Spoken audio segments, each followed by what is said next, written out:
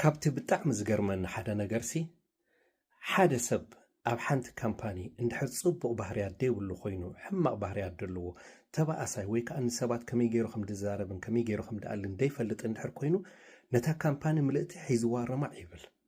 ወይ ከዓ ሓደ ናይ ቤተ ክርስቲያን ዝመርሕ ሰብ ከኣኒ እንድሕር ጽቡቕ ጠባያት ደይብሉ ወይ ከዓ ቀና ወይ ከዓ ሰባት ደይፍቅር እንድሕር ኮይኑ ነታ ቤተ ክርስቲያን ሙሉእ ህውከት ከእትወላ ከሎ ትሪኦ።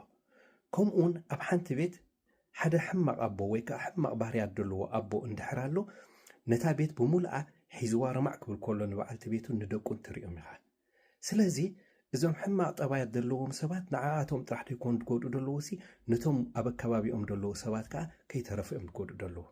ኣነ ንስኻትኩም ግና ኸመይ ኢና ጽቡቕ ባህርያት ጥዑም ባህርያት ንሰባት ደኣሊ ንሰባት ደሓሊ ባህርያት ሒዝና እንድሕር ከድና ንዓና ጥራሕ ደይኮነ ጠቕመና ነቶም ኣብ ከባቢና ደለውን ብዙሕ ክጠቕሞም እዩ።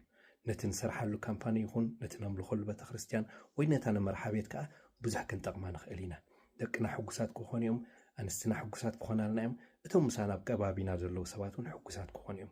ስለዚ ብዝከኣል መጠን እቲ ናይ ፍቕሪ ዝኾነ ሰናይ ዝኾነ ንምስምዑ ባህ ዘብል ጽቡቕ ዝኾነ ባህርያት ሒዝና ክንመላለስ ይግባአና ማለት እዩ። ብሩኽ መዓልቲ። ኣምላኽ ከ ይሕግዝኩም።